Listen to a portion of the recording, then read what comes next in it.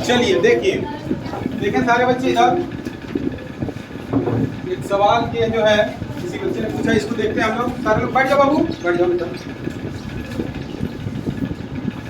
करे कि एक संख्या से, सवाल को ध्यान से देखेंगे, एक संख्या से उसके अंकों का योगफल हटा दिया जाता है, परिणाम स्वरूप प्राप्त संख्या सर्वदा विभाजित होगी। सर्वदा विभाजित होगी। किससे होगी? 3 से होगी कि 5 से होगी कि 8 से होगी कि 9 से होगी, इसको हम लोग देखते हैं। ठीक है, सबसे पहले जो दिया है पहली लाइन को अगर हम पढ़ेंगे, एक संख्या से उसके अंकों का योगफल, अंकों का जब योगफल कह दिया तो स्वाभाविक सी बात है कि वह संख्या एक अंक की तो नहीं होगी। ठीक है, वह संख्या कम से कम होगी तो 2 अंक की होगी, उससे अधिक भी हो सकती है, लेकिन कम से कम कितने अंक की होगी? 2 अंक की, क्योंकि उसके अंकों का योगफल करना है। तो जब अंकों का योगफल कब हम करेंगे? जब संख्या कम से कम 2 अंक की हो, और 2 अंक से आगे भी हमको नहीं जाना है, ज्यादा बवाल हमको नहीं लेना है। हमारा काम जहाँ से आसानी से हो जाए वही काम करना है। तो 2 अंक की संख्या हम लेंगे। परिणाम स्वरूप प्राप्त संख्या, मतलब जो अंकों का क्या करें, एक संख्या से उसके अंकों का योगफल घटा दिया जाता है। जो उसके अंकों का योगफल होगा उसको क्या करना है? घटा देना है। परिणाम स्वरूप प्राप्त संख्या सर्वदा विभाजित होगी। उसके बाद जो संख्या बचेगी वो हमेशा किस संख्या से विभाजित होगी, यही बताना है। तो कोई भी संख्या हम मन में मान सकते हैं, X, Y, Z, कोई भी। ठीक है, जो तुम्हारे दिमाग में आ जाएगा वही मान सकते हैं। चलो तुम बताओ किस संख्या को मान लें, खड़े हो जाओ, बताओ किस संख्या को मान लें? कोई भी संख्या बताओ तुम उनकी। 24 मान लेते हैं। चलो, इन्होंने कहा 24 को मान लेते हैं, बैठ जाओ।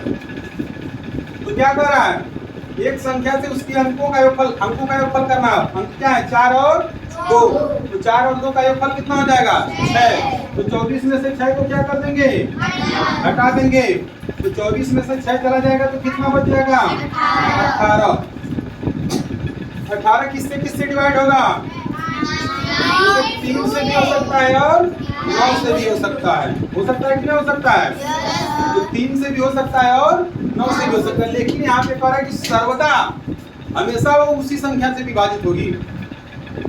तो कोई और संख्या ले सकते हैं, ये भी सही है, ये भी 9 से भी विभाजित हो रहा है और 3 से भी विभाजित हो रहा है, लेकिन कोई और संख्या तुम लोग बोलो, तुम बताओ कोई संख्या तो हमकी 14। चलिए 14 ले लेते हैं। 14 ले लिए, 14 ले लिए। 14, 4 और 1, 5 हो जाएगा। 14 में से 5 घट जाएगा, वो 9। तो जो 9 आ रहा है ये किससे विभाजित हो जाएगा? ये भी 3 से विभाजित होगा। और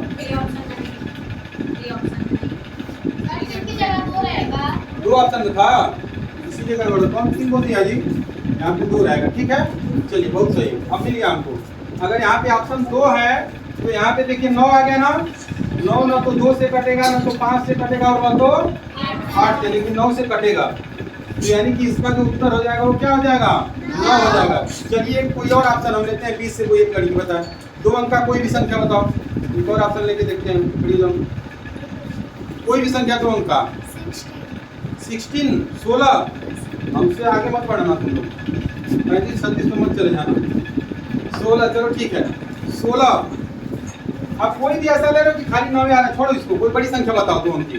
चलो तुम बताओ। हाँ 47, क्योंकि ये लोग कितना बता रहे हैं, सब में माइनस करने के बाद 9 आ रहा है।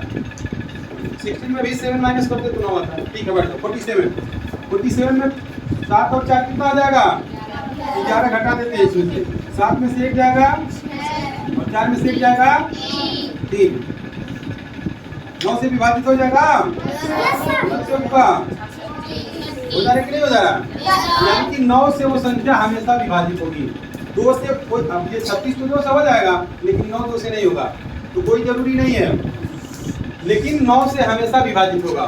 तो हमारा ऑप्शन क्या सही हो जाएगा? ठीक है, 9 नंबर ऑप्शन क्या हो जाएगा? सही हो जाएगा। ठीक है।